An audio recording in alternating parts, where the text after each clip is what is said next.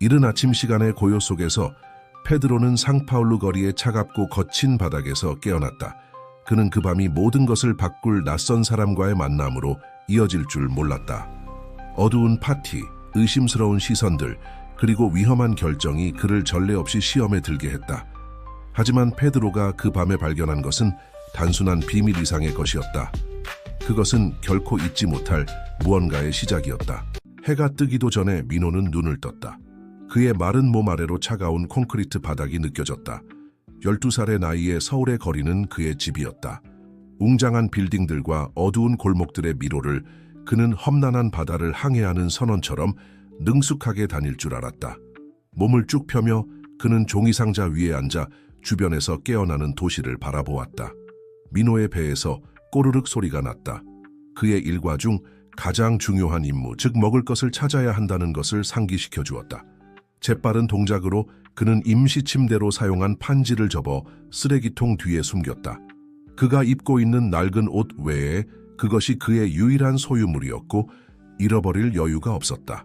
활기를 띠기 시작하는 거리를 걸으며 민호는 지나가는 사람들을 주의 깊게 관찰했다. 깔끔한 정장 차림에 바쁜 회사원들, 노점을 차리는 상인들, 무거운 책가방을 질질 끌며 가는 졸린 눈의 학생들, 모두가 갈 곳이 있어 보였다. 그를 제외하고는. 모퉁이를 돌자 갓 구운 빵 냄새가 그의 코 속으로 밀려 들어왔다. 그의 배는 더욱 크게 항의했다. 영자 할머니의 빵집이 문을 열고 있었고 민호는 운이 좋으면 전날 남은 빵을 얻을 수 있을 거라는 걸 알고 있었다. 그는 조심스럽게 다가가 적절한 순간을 기다렸다. 안녕하세요, 영자 할머니. 그가 작지만 희망에 찬 목소리로 말했다. 혹시 어제 남은 게 있나요? 회색 머리의 노부인이 연민과 애정이 섞인 눈빛으로 그를 바라보았다. 아, 민호야. 오늘은 줄 게 없구나. 쓰레기차가 일찍 와서 다 가져갔어. 소년의 마음이 무거워졌지만 그는 억지로 미소를 지었다. 괜찮아요, 영자 할머니. 그래도 고마워요. 계속해서 민호는 여정을 이어갔다. 그는 쓰레기통과 화단을 뒤져 먹을 만한 것을 찾아보았다. 때로는 반쯤 썩은 과일이나 아직 먹을 만한 샌드위치 조각을 발견하기도 했다.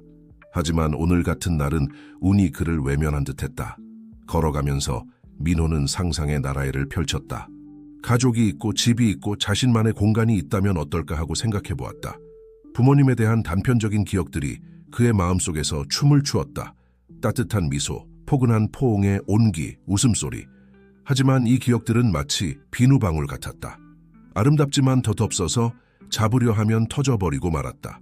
하루가 깊어갈수록 태양은 도시를 더욱 뜨겁게 달구었다. 민호는 공원의 나무 그늘 아래에서 피난처를 찾았다.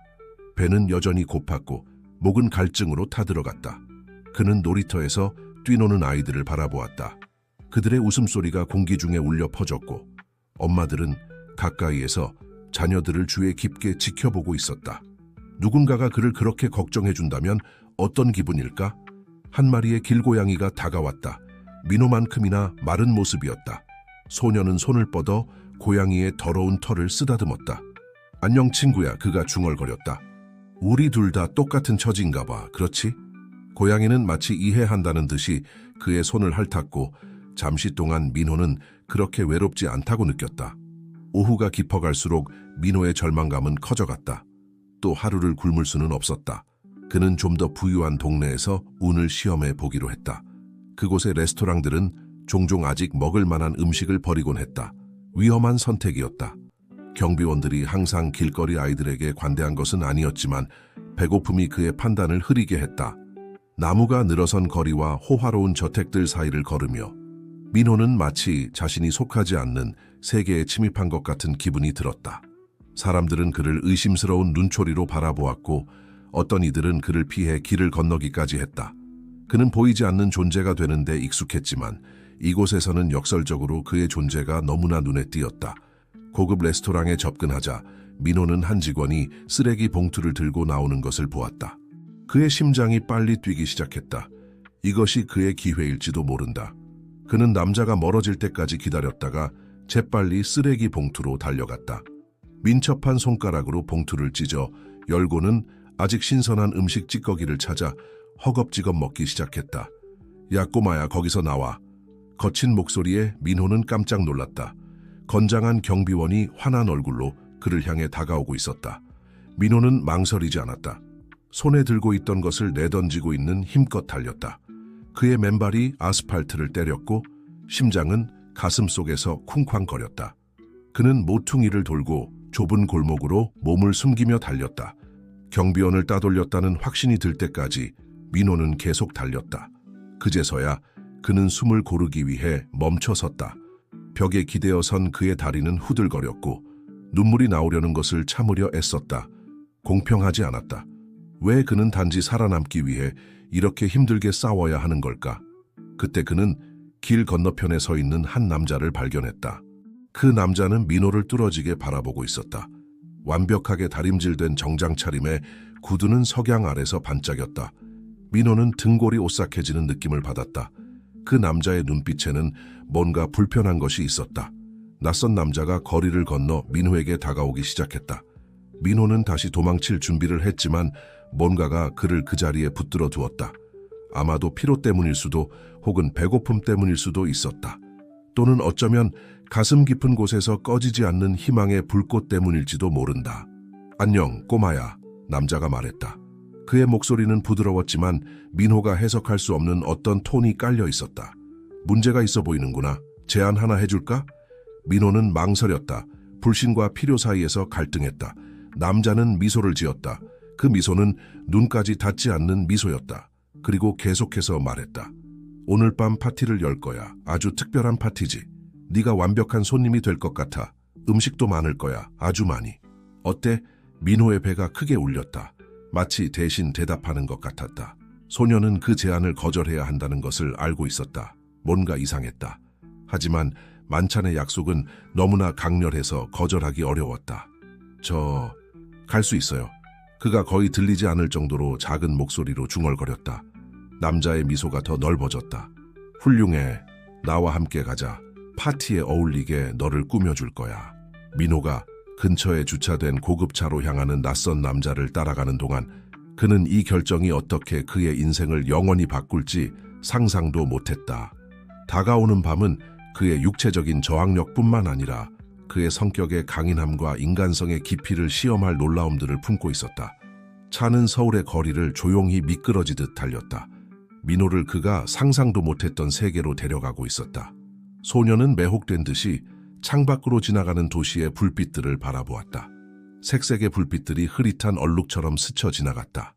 그의 옆에서 양복을 입은 남자, 자신을 김 사장이라고 소개했다. 는 불편한 침묵을 유지하며 가끔씩 어린 승객을 곁눈질로 바라보았다. 그들이 더 부유한 동네로 들어설수록 민호는 가슴 속에서 흥분과 불안이 뒤섞인 감정이 커지는 것을 느꼈다. 그의 일부는 여전히 지금 일어나고 있는 일을 믿을 수 없었다. 다른 일부는 자신이 끔찍한 실수를 저지르고 있는 것은 아닌지 의문을 품었다. 마침내 차가 거대한 철제 대문 앞에 멈췄다. 김 사장의 명령에 따라 문이 열렸고 동화에서나 볼 법한 저택이 모습을 드러냈다. 정교하게 가꾸어진 정원 한가운데 숨막히게 아름다운 저택이 우뚝 서 있었다. 저택의 창문들은 밤이 깊어가는 가운데 보석처럼 빛나고 있었다. 내 소박한 거처에 온 걸 환영한다. 김 사장이 말했다. 그의 입술에는 수수께끼 같은 미소가 어려 있었다. 민호는 침을 꿀꺽 삼켰다. 그토록 호화로운 광경 앞에서 자신이 얼마나 보잘것없는지 느꼈다. 차에서 내리자 그의 맨발이 현관의 자갈을 밟았고 그의 처지를 아프게 상기시켰다. 자, 꼬마야, 김 사장이 불렀다. 그는 이미 저택 입구로 향하고 있었다. 너를 파티에 어울리게 만들어야겠어. 저택 안으로 들어서자 민호는 예술 작품들과 페르시아 카페스로 장식된 복도를 따라 안내되었다. 그가 지금까지 잠을 잤던 어떤 곳보다도 큰 방으로 들어갔다. 중년의 여성이 깔끔한 유니폼을 입고 그들을 기다리고 있었다. 미영 씨, 이쪽은 민호야. 파티에 맞게 준비시켜주세요. 1시간 안에 알아볼 수 없을 정도로 변신시켜주세요. 김 사장이 지시를 내리고는 방을 나갔다. 가정부는 연민과 체념이 섞인 표정으로 민호를 바라보았다. 자, 어린 친구, 할 일이 많구나. 이어진 경험은 민호에게 비현실적이었다. 그는 호화로운 욕실로 안내되어 몇 년 만에 처음으로 따뜻한 물로 목욕을 했다. 더러운 피부에 닿는 따뜻한 물의 감각은 너무나 즐거워서 거의 고통스러울 정도였다. 미영은 민호를 열심히 씻기며 위로의 말을 속삭였지만 그 말 속에 숨겨진 걱정을 완전히 감출 수는 없었다. 목욕 후 민호는 마치 맞춤복처럼 딱 맞는 옷을 입었다. 사회적 모임에 어울리는 바지, 흰 셔츠, 재킷, 심지어 반짝이는 가죽 구두까지. 한때 엉켜있던 그의 머리카락은 정성스레 잘리고 빗질되었다. 마침내 거울을 보았을 때 민호는 자신을 마주보고 있는 소년을 거의 알아보지 못했다. 아주 멋져 보이는구나, 미영이 말했다. 그녀의 목소리에는 민호가 이해하지 못하는 슬픔이 묻어 있었다. 오늘 밤 무슨 일이 있어도 넌 다른 사람들이 보는 것 이상의 존재라는 걸 기억하렴. 민호가 그 말의 의미를 물어볼 틈도 없이 김 사장이 방으로 돌아왔다. 그의 눈은 소년의 변신을 보고 반짝였다. 훌륭해, 미영씨. 이제 나가보세요. 가정부는 잠시 망설이다가 민호에게 마지막으로 걱정스러운 눈길을 던지고 조용히 방을 나갔다. 자, 우리 꼬마 친구, 김 사장이 말했다. 그는 마치 독수리처럼 민호 주위를 빙빙 돌았다. 거의 알아볼 수 없을 정도로 변했구나. 누가 그 모든 더러움 아래 이렇게 보기 좋은 소년이 숨어 있었는지 알았겠어? 민호는 불편해하며 몸을 뒤틀었다. 그를 자세히 살펴보는 시선이 불편했다. 그를 이곳으로 데려온 배고픔은 잠시 잊혀진 듯했고 대신 뭔가가 끔찍하게 잘못되고 있다는 느낌이 커져갔다. 선생님, 그가 주저하며 입을 열었다. 파티에 대해 말씀하셨는데, 아, 그래, 파티. 김 사장이 과장된 열정으로 손뼉을 쳤다. 거의 시간이 다 됐어. 가자. 우리 손님들을 기다리게 할 순 없지. 김 사장은 저택의 복도를 따라 민호를 안내하며 쉴 새 없이 이야기했다. 그날 밤의 중요성, 참석할 유명 인사들, 민호가 어떻게 행동해야 하는지에 대해 말했다. 민호는 반쯤만 듣고 있었다. 그의 위장은 불안으로 뒤틀리고 있었다. 주 연회장에 가까워질수록 사람들의 목소리와 부드러운 음악 소리가 커져갔다. 민호는 음식 냄새를 맡을 수 있었다. 너무나 풍성하고 유혹적인 향기에 그의 입에 침이 고였다. 잠시 동안 그는 자신의 걱정들을 잊고 마침내 배를 채울 수 있다는 생각에 들떴다. 하지만 연회장 문이 열리자 민호는 그 자리에 얼어붙었다. 고급스럽게 차려입은 수십 명의 사람들이 그를 향해 돌아섰다. 그들의 시선은 호기심, 경멸, 그리고 민호가 이름 붙일 수 없는 무언가가 뒤섞여 있었다. 그 시선들이 그를 도망가고 숨고 싶게 만들었다. 신사숙녀 여러분, 김 사장이 큰 소리로 외쳤다. 그의 무거운 손이 민호의 어깨를 눌러 후퇴하지 못하게 했다. 오늘 밤의 주빈을 소개합니다. 연회장에 나직한 웅성거림이 퍼졌고 민호는 얼굴이 화끈거리며 혼란스러움과 수치심을 느꼈다. 그는 무슨 일이 일어나고 있는지 이해하지 못했지만 본능적으로 좋지 않은 일이라는 것을 알았다. 자, 꼬마야. 김 사장이 속삭이며 그를 살짝 밀었다. 웃어. 밤은 이제 시작일 뿐이야. 민호가 연회장 중앙으로 인도되는 동안 그는 손님들의 시선이 바늘처럼 자신을 찌르는 것을 느꼈다. 그를 둘러싼 호화로움은 불과 몇 분 전만 해도 그를 매혹시켰지만 이제는 그를 숨 막히게 했다. 반짝이는 조명, 인위적인 웃음소리, 크리스탈 잔이 부딪히는 소리, 모든 것이 압도적인 불협화음으로 뒤섞였다. 그때 민호는 잔인한 진실을 깨달았다. 그는 이 파티의 손님이 아니었다. 그는 구경거리였다. 이 깨달음은 그의 뱃속을 강타하듯 충격을 주었고 숨을 앗아갔다. 미영의 말이 그의 머릿속에서 메아리 쳤다. 넌 다른 사람들이 보는 것 이상의 존재야. 하지만 그 순간 거짓된 동정심과 악의적인 재미가 섞인 시선들에 둘러싸여 민호는 그토록 작고 하찮게 느낀 적이 없었다. 거리에서 살아남았던 소년, 매일 배고픔과 위험을 마주했던 소년은 이제 그의 육체적 저항력뿐만 아니라 그의 정체성의 본질을 시험할 도전 앞에 서 있었다. 김 사장이 손님들에게 민호를 거리에서 발견한 흥미로운 이야기라며 소개하기 시작하는 동안 소년은 주먹을 꽉 쥐었다. 그는 무너지지 않겠다고 다짐했다.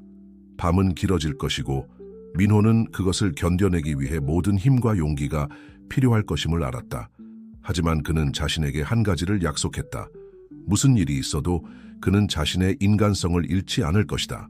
그는 이 사람들이 보고 싶어하는 서커스 동물이 되지 않을 것이다. 이 결심이 가슴속에서 불타오르며 민호는 턱을 들어 올리고 군중을 마주 보았다. 그의 존엄성을 지키기 위한 싸움은 이제 막 시작되었다. 김 사장의 저택 연회장은 서울 상류층의 수십 명의 손님들로 북적였다. 샴페인 잔을 손에 든 정장 차림의 남자들과 이브닝 드레스를 입은 여자들이 호화로운 장식품들 사이를 오가며 웃음소리를 울려 퍼뜨렸다. 이 사치와 경박함의 소용돌이 한가운데서 민호는 마치 물 밖에 나온 물고기처럼 느꼈다. 그의 불편함은 매 순간 커져갔다. 김 사장은 마치 새로 발견한 희귀한 동물을 소개하듯 민호를 손님들에게 데리고 다녔다. 보세요, 여러분. 그가 과장된 몸짓으로 선언했다. 불과 몇 시간 전만 해도 야만인처럼 거리를 떠돌던 이 소년이 이제 우리 사이에 있습니다. 거의 문명화된 모습이군요. 손님들은 웃으며 박수를 쳤고 일부는 민호를 혐오와 매혹이 뒤섞인 표정으로 바라보았다. 소년은 수치심으로 얼굴이 화끈거렸지만 그들의 시선 아래에서 무너지기를 거부하며 똑바로 서 있었다. 나이든 귀부인이 보석으로 뒤덮인 채 다가와 민호의 얼굴을 주름진 손가락으로 만졌다. 놀라운 변신이군요. 그녀가 감탄했다. 그 모든 더러움 아래 이렇게 귀여운 얼굴이 숨어 있었다니 누가 알았겠어요? 민호는 본능적으로 물러섰지만 김 사장이 그의 어깨를 단단히 붙잡았다. 자, 꼬마야. 그가 민호의 귀에 대고 속삭였다. 우리 손님들에게 예의 바르게 굴어라. 밤이 깊어갈수록 민호는 군중을 즐겁게 하기 위해 고안된 일련의 시험과 도전을 겪어야 했다. 그는 거의 이해할 수 없는 시를 암송하고 이름도 발음할 수 없는 요리를 먹기 위해 은수저를 사용하려 애써야 했다.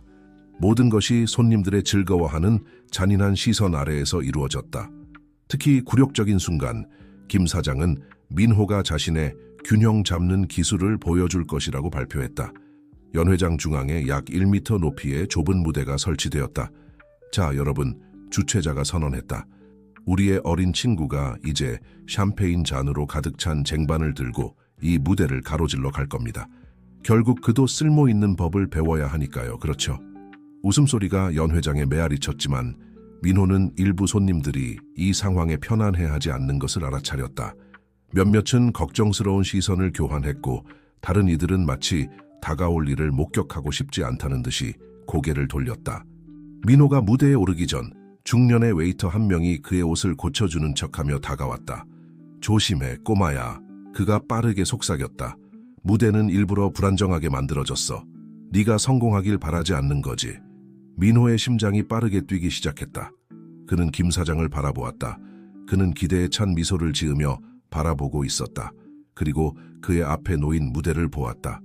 잠시 동안 그는 이 잔인한 구경거리에 참여하기를 거부해야 하는지 고민했다.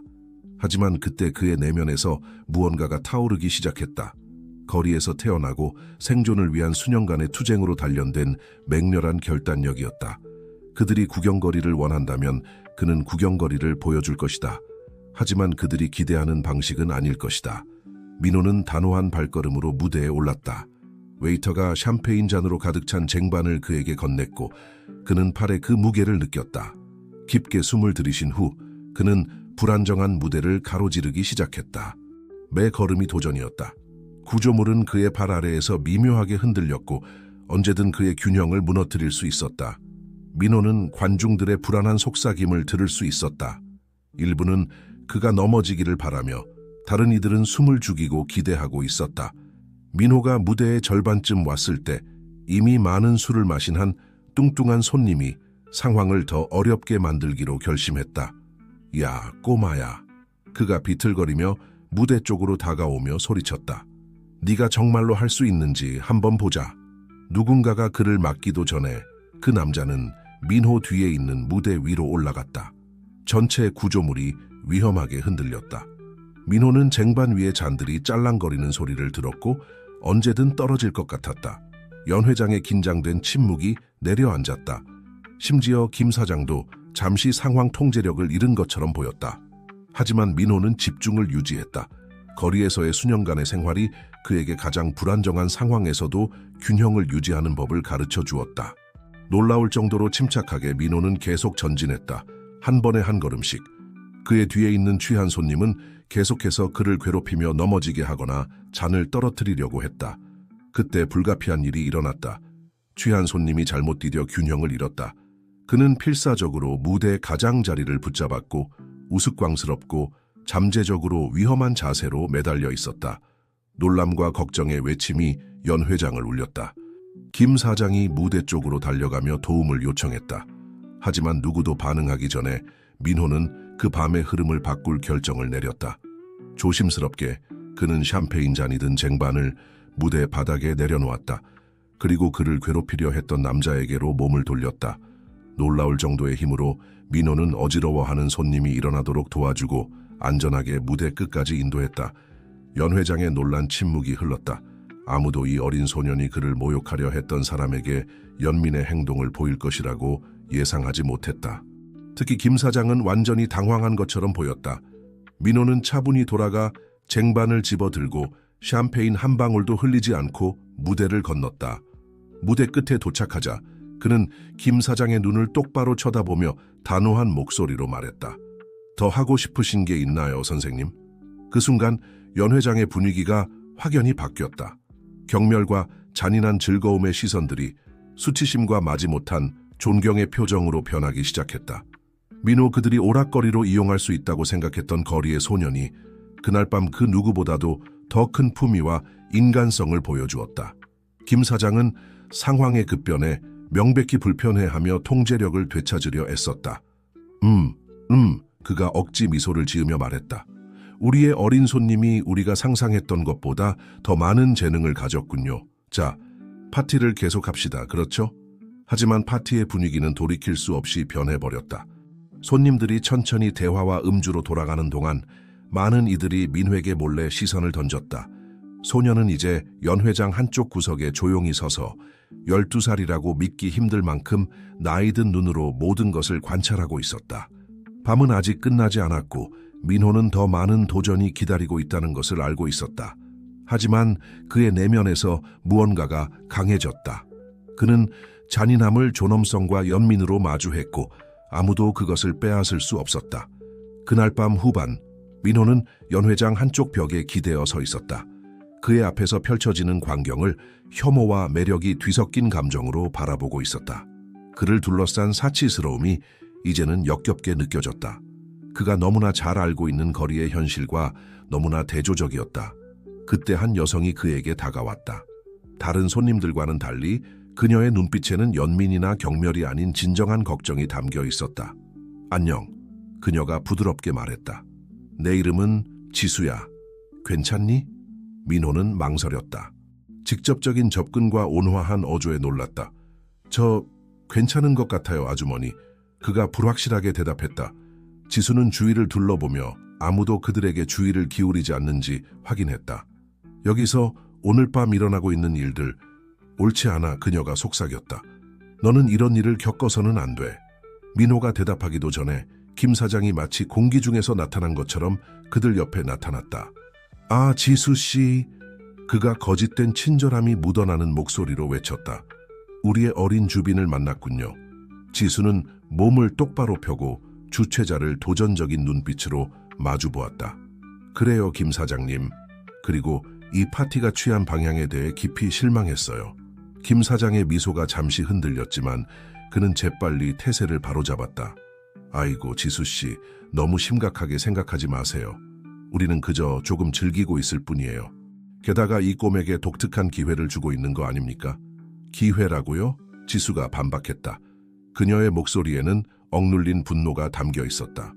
이걸 기회라고 부르시나요? 한 소년을 지루한 어른들의 오락거리로 만드는 것을? 그들 주변의 공기가 더 무거워진 것 같았다. 다른 손님들도 그들의 대화에 주목하기 시작했고 세 사람 주변으로 작은 원을 형성하고 있었다. 민호는 이 광경을 지켜보며 동시에 보이지 않는 존재이면서도 모든 관심의 중심인 것 같은 기분이 들었다.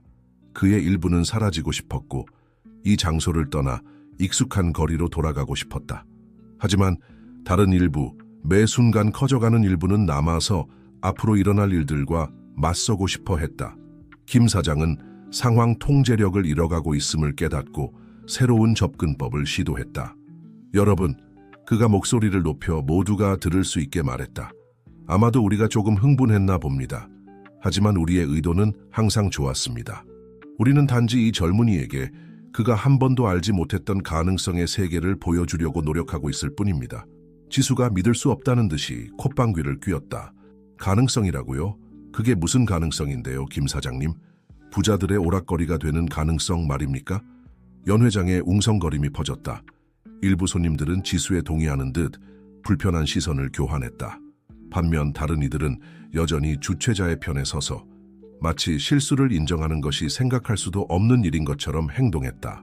바로 그때 민호는 더 이상 침묵할 수 없다고 결심했다.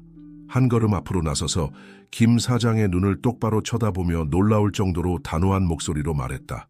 선생님, 음식과 옷을 주셔서 감사합니다. 하지만 이건 옳지 않아요. 저는 장난감이 아닙니다. 서커스 구경거리가 아니에요. 저는 여러분 모두와 마찬가지로 한 사람입니다. 민호의 말이 끝난 후 연 회장에 찾아온 침묵은 귀청이 터질 것만 같았다. 손님들은 민호에서 김 사장으로, 다시 김 사장에서 민호로 시선을 옮겼다. 모두가 주최자가 이런 도전에 어떻게 반응할지 기다리고 있었다. 김 사장의 얼굴이 겨우 억제된 분노로 일그러졌다. 이런 배은망덕한 녀석, 그가 이를 갈며 말했다. 내가 너를 위해 이 모든 일을 한 후에 이렇게 나를 대하는 거냐? 하지만 그가 계속 말을 이어가기도 전에 군중 속에서 또 다른 목소리가 들려왔다. 그 애가 맞아, 김 사장. 그것은 중년의 한 남성이었고 그의 얼굴에는 걱정의 주름이 새겨져 있었다. 이건 너무 지나쳤어. 우리는 이 광대극을 계속할 수 없어. 마치 댐이 무너진 것처럼. 더 많은 목소리들이 이 일을 제기하는 합창에 합류했다. 전에는 침묵을 지켰던 손님들이 이제 자신들의 불편함과 반대 의사를 표현하고 있었다. 그건 역겨워. 우리가 어떻게 이런 일이 일어나도록 놔둘 수 있었지? 우리는 진작에 뭔가 말했어야 했어. 김 사장은 주위를 둘러보며 어리둥절한 표정을 지었다. 그의 정교하게 계획된 구경거리가 눈앞에서 무너지고 있었다. 그의 우아한 파티는 도덕적 전쟁터로 변해버렸고 그는 빠르게 통제력을 잃어가고 있었다. 지수가 민호의 어깨에 보호하듯 손을 얹었다. 이제 그만하죠. 그녀가 결연한 목소리로 선언했다. 이 아이는 지금 나와 함께 갑니다. 김 사장이 한 걸음 앞으로 나섰다. 그의 얼굴은 분노로 벌겋게 물들어 있었다. 당신은 그럴 수 없어. 그는 내 손님이. 그는 당신 소유물이 아닙니다. 지수가 그의 말을 가로막았다. 그녀의 목소리는 강철처럼 날카로웠다. 그리고 만약 당신이 우리가 나가는 것을 막으려 한다면 오늘 밤 여기서 일어난 모든 일을 당국에 알리겠어요. 연 회장의 팽팽한 긴장감이 감돌았다. 김 사장은 주위를 둘러보며 지지를 찾았지만 외면하는 얼굴들과 불승인의 표정들만을 마주했다. 천천히 그의 패배의 현실이 자리 잡기 시작했다. 지수는 민호에게 고개를 돌렸다. 그녀의 표정이 부드러워졌다. 가자 얘야, 이제 여기서 나가야 할 때야. 민호는 그녀를 바라보고 다시 김 사장을, 그리고 마지막으로 주변의 손님들을 바라보았다. 그의 눈에는 감사와 안도감, 그리고 그의 나이를 훨씬 뛰어넘는 지혜가 담겨 있었다. 지수가 민호를 연 회장 밖으로 안내하는 동안 민호는 마치 파티뿐만 아니라 잔인함과 무관심의 세계 전체를 뒤로 하고 떠나는 것 같은 기분이 들었다. 저 문 너머에 그를 기다리고 있는 것이 무엇인지 그는 알지 못했다. 하지만 오랜만에 처음으로 그는 희망의 불씨를 느꼈다. 파티는 그들 뒤에서 계속되었지만 그 분위기는 돌이킬 수 없이 변해 있었다.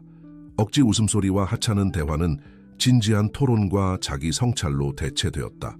구경거리는 끝났지만 그 여파는 오랫동안 계속될 것이었다. 서늘한 밤 공기가 민호의 얼굴을 스치자 마치 새로운 활력이 넘치는 듯했다. 그와 지수가 김 사장의 저택을 나설 때였다. 답답하고 숨막히는 파티장 분위기와 조용하고 나무가 늘어선 고급 주택가의 거리 사이의 대조는 뚜렷했다. 민호는 깊게 숨을 들이마셨다. 마치 이상한 꿈에서 깨어난 것 같은 기분이었다. 지수는 민호를 그녀의 차로 안내했다. 저택 입구에 주차된 호화로운 차들에 비하면 평범해 보이는 모델이었다. 그들이 멀어지는 동안 민호는 뒷창문으로 점점 작아지는 웅장한 저택을 바라보았다. 복잡한 감정들이 그를 휩쓸었다. 안도감, 알 수 없는 것에 대한 두려움, 그리고 따뜻한 식사의 약속을 뒤로 한 것에 대한 약간의 후회감까지. 괜찮니? 지수가 운전하면서 걱정스러운 눈빛으로 소년을 바라보며 물었다. 민호는 조용히 고개를 끄덕였다. 여전히 지난밤의 모든 일을 머릿속에서 정리하고 있었다. 침묵의 순간이 지나고 그가 마침내 입을 열었다. 우리 어디로 가고 있어요? 지수가 부드럽게 미소 지었다. 내 집으로 가고 있어. 걱정하지 마. 거기선 안전할 거야. 내일 우리가 앞으로 어떻게 할지 생각해보자. 남은 여정 동안 편안한 침묵이 이어졌다. 민호는 창밖으로 지나가는 거리를 바라보았다. 그가 익숙한 인도위가 아닌 차 안에서 보는 도시의 모습은 사뭇 달라 보였다. 그들은 중산층 주거지역의 한 아파트 단지에 도착했다. 지수의 아파트는 아늑하고 소박하게 꾸며져 있었다. 김 사장 저택의 과시적인 호화로움과는 큰 차이였다. 배고프겠구나. 지수가 부엌으로 향하며 말했다. 뭔가 먹을 걸 만들어줄게. 민호는 부엌 식탁에 앉아 지수가 효율적으로 움직이며 샌드위치를 만들고 수프를 드는 모습을 지켜보았다. 음식 냄새에 그의 배에서 꼬르륵 소리가 크게 났다. 밤새 소동이 있었음에도 불구하고 그는 아직 제대로 된 음식을 먹지 못했다는 것을 상기시켜 주었다. 민호가 열심히 먹는 동안 지수가 그를 생각에 잠긴 표정으로 지켜보고 있다는 것을 알아차렸다. 이제 저는 어떻게 되는 거예요? 그가 한입 베어 문 사이에 물었다. 지수는 한숨을 쉬며 그와 함께 식탁에 앉았다. 그건 좋은 질문이구나, 민호야. 우리는 네 상황을 그냥 넘어갈 수 없어. 가족이 있니? 너를 돌봐줄 수 있는 사람? 민호는 고개를 숙이고 수프를 숟가락으로 저었다.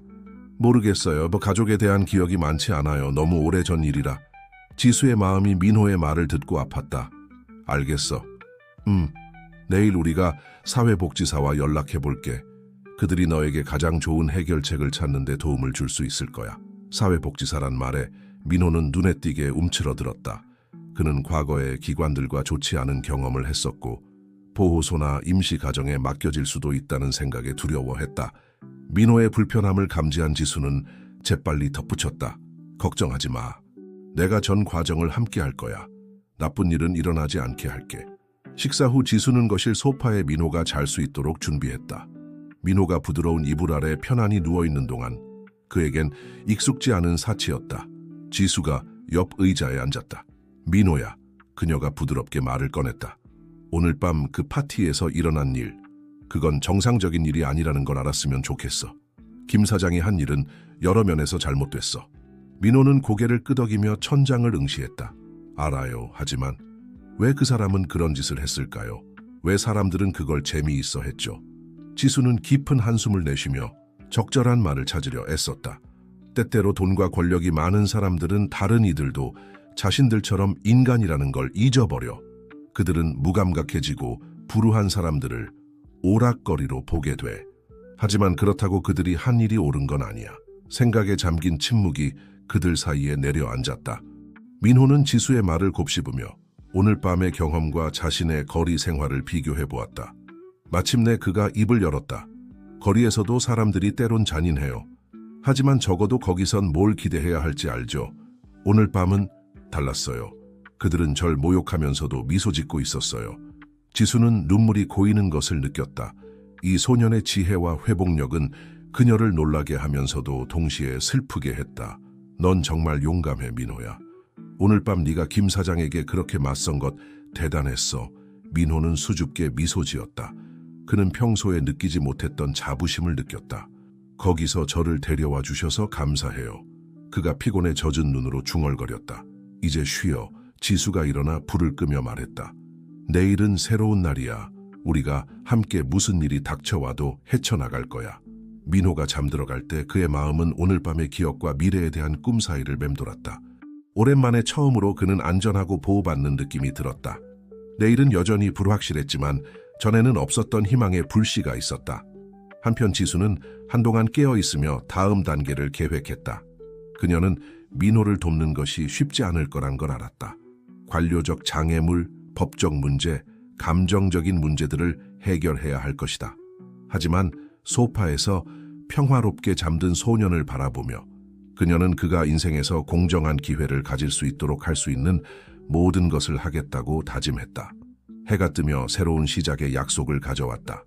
지난 밤의 그림자가 서서히 사라지고 있었고 그와 함께 오랫동안 민호를 지배했던 두려움과 불확실성도 사라지고 있었다. 앞으로의 길은 여전히 길고 알 수 없었지만 이제 적어도 그는 혼자가 아니었다. 아침이 밝아오며 민호와 지수에게 새로운 도전들을 가져왔다. 소년이 소파에서 전날 밤의 사건들로 지쳐 여전히 자고 있는 동안 지수는 이미 일어나 전화를 걸고 민호의 상황을 법적으로 어떻게 처리해야 할지에 대한 정보를 찾고 있었다. 지수의 부드러운 전화 통화 소리에 민호가 마침내 잠에서 깼다. 그는 일어나 앉아 잠시 낯선 환경에 당황했지만 곧 전날 밤의 기억들이 물밀듯이 밀려왔다. 호화로운 저택, 파티에서의 굴욕, 그리고 마침내 지수의 구출. 이 모든 것이 이제는 멀고 먼 꿈처럼 느껴졌다. 좋은 아침 민호야. 지수가 전화를 끊으며 미소 지었다. 잘 잤니? 민호는 고개를 끄덕였다. 네, 아주머니, 감사합니다. 좋아, 이제 아침 먹자. 먹고 나서 우리가 해야 할 중요한 이야기가 있어. 그들이 식사를 하는 동안 지수는 민호의 상황을 정상화하기 위해 사회복지사를 만나야 한다고 부드럽게 설명했다. 소녀는 그 생각에 눈에 띄게 긴장했지만 지수는 그 과정 내내 함께 있을 거라고 안심시켰다.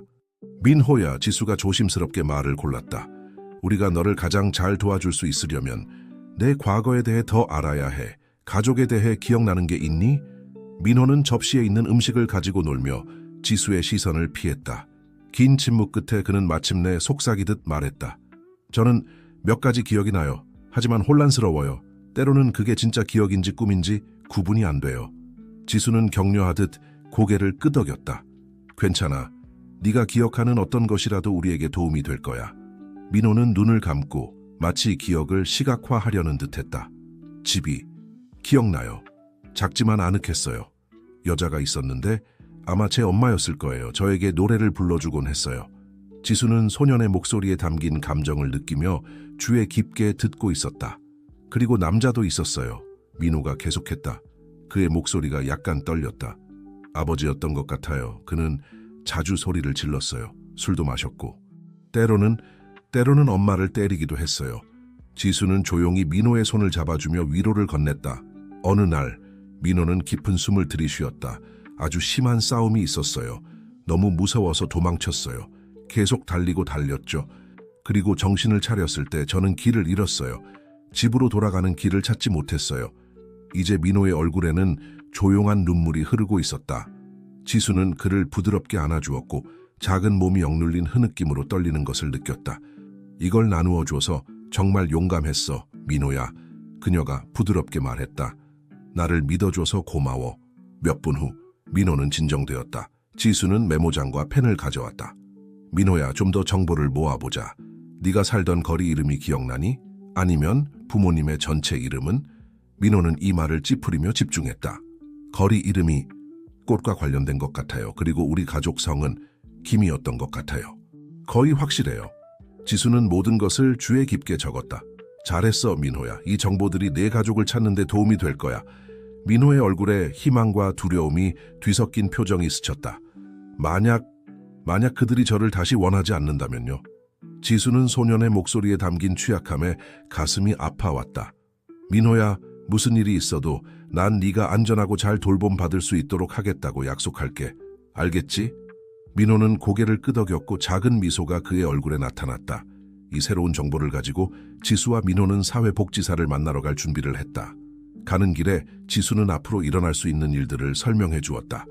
그들은 민호의 가족을 찾으려 할 것이고 그의 실종 상황을 조사하고 그의 복지를 위한 최선의 방법을 결정할 것이라고 했다.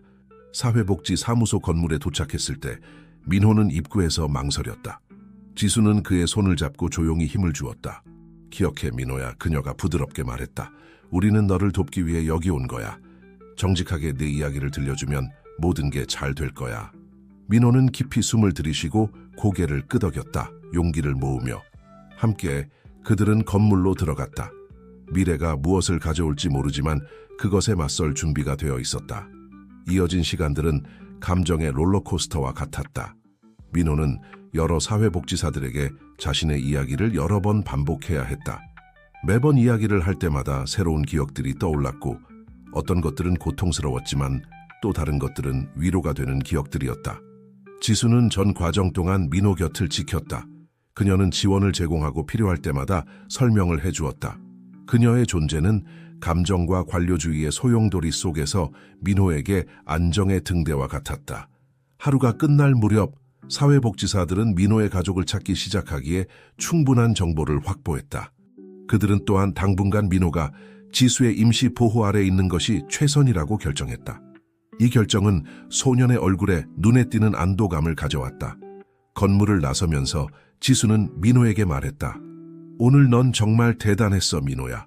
그 모든 기억들을 다시 떠올리고 그렇게 많은 질문에 답하는 게 쉽지 않았다는 걸 알아. 난 네가 정말 자랑스러워. 민호는 수줍게 미소 지었다. 그의 눈에는 결단의 빛이 있었다. 고마워요, 지수 아주머니. 모든 것에 대해 감사드려요. 저는 오랜만에 처음으로 상황이 나아질 수 있을 것 같아요. 지수도 미소를 돌려주었다.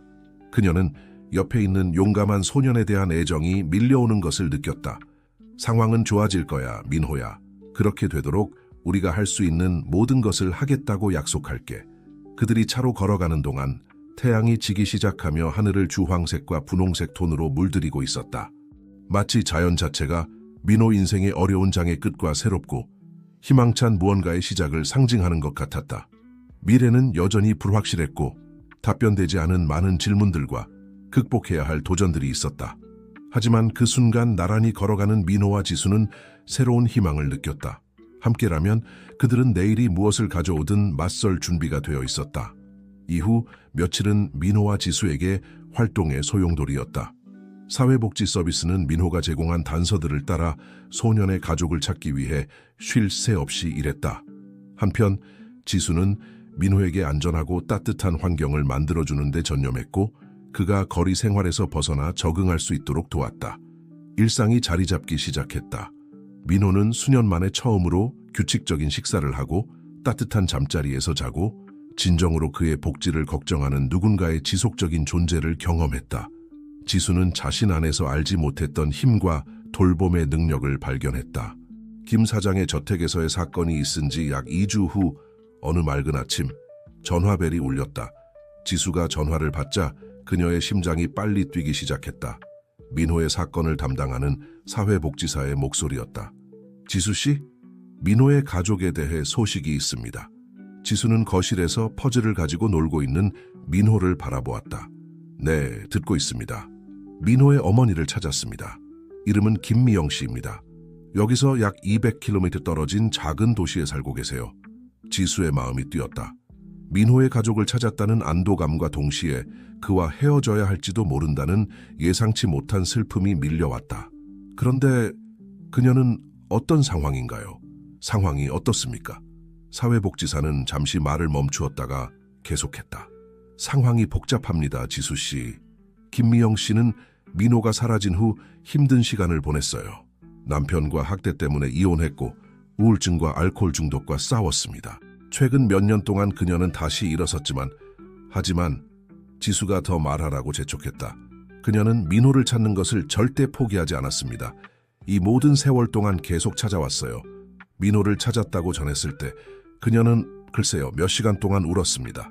지수는 자신의 눈에도 눈물이 고이는 것을 느꼈다. 그녀는 다시 민호를 바라보았다. 소녀는 이제 그녀를 호기심 어린 눈으로 바라보고 있었다. 뭔가 중요한 일이 일어나고 있다는 것을 느낀 듯했다. 이제 어떻게 되는 건가요? 지수가 물었다. 그녀의 목소리가 약간 떨렸다. 만남을 주선하고 싶습니다. 김미영 씨는 민호를 보고 싶어 안달이 나 있지만 이것은 주에 깊게 이루어져야 한다는 것을 이해하고 있습니다. 소년이 많은 트라우마를 겪었고 그의 삶에 어머니를 다시 소개하는 것은 점진적이고 감독된 과정이어야 합니다. 지수는 고개를 끄덕였다. 사회복지사가 그녀를 볼 수 없다는 것을 알면서도 알겠습니다. 그 만남은 언제가 될까요? 당신과 민호에게 괜찮다면 다음 주말에 하고 싶습니다. 여기 사회복지센터에서 진행될 것이고 심리학자들이 지원을 제공할 것입니다. 사회복지사와 상세한 내용을 마무리한 후 지수는 민호에게로 돌아섰다. 소녀는 호기심과 불안이 뒤섞인 표정으로 그녀를 바라보고 있었다. 민호야, 그녀가 부드럽게 시작했다. 그의 옆에 앉으며 우리가 내 가족을 찾으려고 노력하고 있다는 걸 기억하지? 민호는 천천히 고개를 끄덕였다. 그의 눈은 지수의 눈을 똑바로 바라보고 있었다. 그들이 내 어머니를 찾았어. 민호의 얼굴에 복잡한 감정들이 스쳐 지나갔다. 희망, 두려움, 혼란, 그리움. 제 어머니요? 그가 속삭였다. 지수는 부드럽게 민호의 손을 잡았다.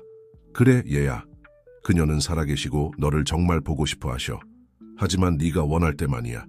아무도 네가 원하지 않는 일을 강요하지 않을 거야. 민호는 한동안 침묵했다. 정보를 처리하면서. 다시 말했을 때 그의 목소리는 거의 들리지 않을 정도로 작았다. 그녀가 아직도 저를 원하시나요? 이 모든 시간이 지난 후에도? 지수는 소년의 목소리에 담긴 취약함에 가슴이 아파왔다. 오, 민호야. 그녀는 단 하루도 너를 찾는 것을 포기하지 않으셨대. 민호가 억누르고 있던 눈물이 마침내 터져 나왔다. 지수는 그를 꼭 안아주었고 그는 그녀의 어깨에 기대어 울었다. 그들은 오랫동안 그렇게 있었다. 수년간의 이별과 두려움 그리고 희망의 감정들이 마침내 출구를 찾은 듯했다. 민호가 진정되자 지수는 계획된 만남에 대해 부드럽게 설명해 주었다. 그녀는 그에게 자신이 계속 함께 있을 것이며 그의 동의 없이는 아무 일도 일어나지 않을 것이라고 확신시켰다. 만남을 앞둔 며칠은 불안과 기대로 가득 찼다. 민호는 흥분의 순간과 극심한 두려움의 시기를 오갔다. 지수는 그를 최선을 다해 지원했다. 그의 감정에 대해 이야기하고 그가 가질 수 있는 어떤 반응도 타당하고 이해할 만하다고 안심시켰다. 큰날 전날 밤 지수가 민호를 침대에 눕히는 동안 소년이 그녀의 손을 잡았다. 지수 아주머니, 그가 말했다. 어둠 속에서 그의 목소리는 작았다. 만약 제가 어머니를 만난 후에 떠나야 한다면 어떡해요? 저는 아주머니를 떠나고 싶지 않아요. 지수는 가슴이 조여오는 것을 느꼈다. 그녀도 이것에 대해 생각하고 두려워했었다. 하지만 그녀는 민호를 위해 강해져야 한다는 것을 알았다. 민호야, 내 말 잘 들어. 그녀가 부드럽게 말했다. 내일이나 앞으로 무슨 일이 일어나든 너는 절대 나를 잃지 않을 거야. 난 항상 여기 있을 거고 어떤 식으로든 너를 위해 있을 거라고 약속해. 알겠지? 민호는 고개를 끄덕였고 작은 미소가 그의 얼굴에 나타났다. 알겠어요. 지수가 방을 나가면서 그녀는 다음 날이 그들 둘 모두에게 중요한 변화를 가져올 것임을 알았다. 미래는 불확실했지만 한 가지는 분명했다. 지난 며칠 동안 그들이 형성한 유대감은 강하고 지속적이었으며 앞으로 닥칠 어떤 폭풍도 견딜 수 있을 것이었다. 다음 날 아침 해가 떠올랐고 민호의 인생에 새로운 장을 열 약속을 가져왔다. 그들의 모든 것을 바꿀 수 있는 만남을 준비하면서 민호와 지수 모두 결과가 어떻든 간에 함께 헤쳐나갈 것이라는 확신을 가지고 있었다. 날이 밝자 기대감이 공기 중에 느껴졌다. 민호는 아침 식사를 거의 건드리지 못했고 그의 위장은 불안과 기대로 뒤틀렸다. 지수는 그의 긴장을 느끼고 사회복지센터로 가는 동안 그를 최대한 진정시키고 안심시키려 노력했다. 도착하자 그들은 민호의 만남을 담당할 심리학자인 박 박사의 환영을 받았다. 그녀는 민호와 지수를 편안한 색상과 가구로 장식된 아늑한 방으로 안내했다. 명백히 따뜻한 환경을 조성하기 위해 설계된 공간이었다. 민호야, 박 박사가 부드럽게 말했다. 내 어머니가 지금 다른 방에 계셔. 그녀도 너만큼이나 긴장하고 계셔. 기억해, 압박감은 없어.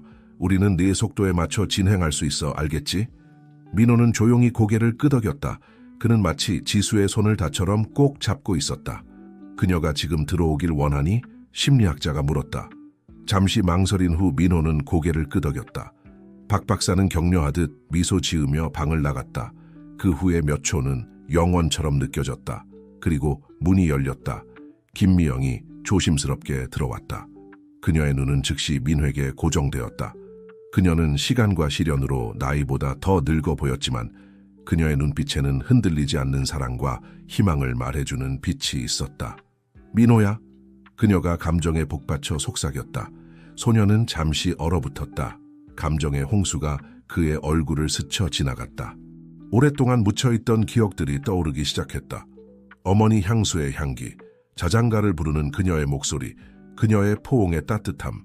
엄마, 그가 마침내 말했다. 그의 목소리는 작고 불확실했다. 마치 댐이 무너진 것처럼 김미영은 방을 가로질러 몇 걸음 만에 민호 앞으로 와서 무릎을 꿇었다. 눈물이 그녀의 얼굴을 자유롭게 흘러내렸다. 내 아들, 내 아이. 그녀가 흐느꼈다. 그녀의 손이 떨리며 민호의 얼굴을 만졌다. 난 절대 너를 포기하지 않았어, 절대로. 민호는 감정에 압도되어 어머니의 품에 몸을 던졌다. 둘은 서로를 꽉 껴안았다. 수년간의 이별과 고통, 그리움이 이 재회의 순간에 녹아내렸다. 지수는 이 장면을 기쁨과 약간의 슬픔이 섞인 감정으로 지켜보았다. 그녀는 민호를 위해 진심으로 기뻤지만 그들의 여정이 끝나가는 것을 목격하고 있다는 생각에 가슴의 아픔을 부정할 수 없었다. 박 박사는 부드럽게 이어지는 대화를 이끌었다. 김미영은 민호에게 남편과의 학대적인 관계에서 벗어나기 위한 투쟁, 그를 찾기 위해 절대 포기하지 않았던 것, 언젠가 그와 함께 나눌 수 있기를 바라며 만들어온 삶에 대해 이야기했다. 민호는 거리 생활의 단편들을 공유했다. 어머니를 걱정시키지 않기 위해 가장 고통스러운 세부 사항들은 조심스럽게 생략했다. 그는 지수가 어떻게 그를 구출했는지, 지난 며칠 동안 찾은 안전과 애정에 대해 이야기했다. 대화가 진행되면서 지수는 민호의 미묘한 변화를 알아차렸다. 마치 퍼즐 조각들이 맞춰지는 것 같았다. 그의 정체성에 있던 빈 공간들이 채워지고 있었다. 거의 2시간의 감정적인 대화 후 박 박사는 잠시 휴식을 제안했다. 민호는 어머니와 함께 있는 것에 명백히 감동받았지만 지수에게 불안한 눈길을 던졌다. 그의 불안을 감지한 지수가 다가왔다. 괜찮아, 민호야. 소녀는 잠시 망설이다 작은 목소리로 말했다. 저는 엄마를 찾게 돼서 기뻐요. 하지만 지수 아주머니를 잃고 싶지 않아요. 지수의 마음이 이 말에 아팠다. 그녀는 민호의 눈높이에 맞춰 무릎을 꿇었다. 오, 얘야, 넌 날 잃지 않을 거야. 내가 약속한 걸 기억해? 난 항상 네 곁에 있을 거야. 무슨 일이 있어도. 이 대화를 지켜본 김미영이 다가왔다. 민호야, 아들아, 그녀가 부드럽게 말했다. 많은 것이 변했다는 걸 알아. 넌 여기서 지수 씨와 함께 삶을 만들었지. 난 그걸 빼앗고 싶지 않아. 민호는 어머니와 지수를 번갈아 보며 혼란스러워했다. 하지만 저는 생각했는데 김미영이 슬프게 미소 지었다. 난 네 삶의 일부가 되고 싶어, 민호야. 세상 무엇보다도. 하지만 난 그저 나타나서 모든 게 예전처럼 될 거라고 기대할 순 없다는 걸 알아. 우리는 뭔가 새로운 걸 함께 만들어 가야 해. 지수는 중요한 순간임을 깨닫고 말했다. 우리가 함께 일하면 어떨까요, 김미영 씨? 민호가 받을 자격이 있는 모든 지원과 사랑을 받을 수 있도록요. 김미영의 눈에 감사의 눈물이 고였다. 정말 그렇게 해주시겠어요? 이미 그를 위해 해주신 모든 것 후에도. 지수는 고개를 끄덕이며 민호에게 미소 지었다. 물론이죠. 민호는 가능한 한 많은 가족과 사랑을 받을 자격이 있어요. 방으로 돌아온 박 박사가 승인하듯 미소 지었다. 이것은 훌륭한 접근 방식이에요. 민호는 지금 안정이 필요하고 당신들 두 분의 지원을 받는 것이 그에게 엄청나게 유익할 거예요. 민호는 새 여성을 번갈아 바라보았다. 그의 눈은 희망과 믿기 힘든 듯한 표정이 뒤섞여 빛났다. 그럼 저는 두 분 모두를 가질 수 있나요? 그래, 얘야. 지수가 대답하며 그를 안아주었다. 넌 우리 둘 다 가질 수 있어. 김미영이 포옹에 합류해 민호와 지수를 감쌌다. 그것은 하나됨의 순간이었고 그들 모두를 위한 새로운 시작의 약속이었다.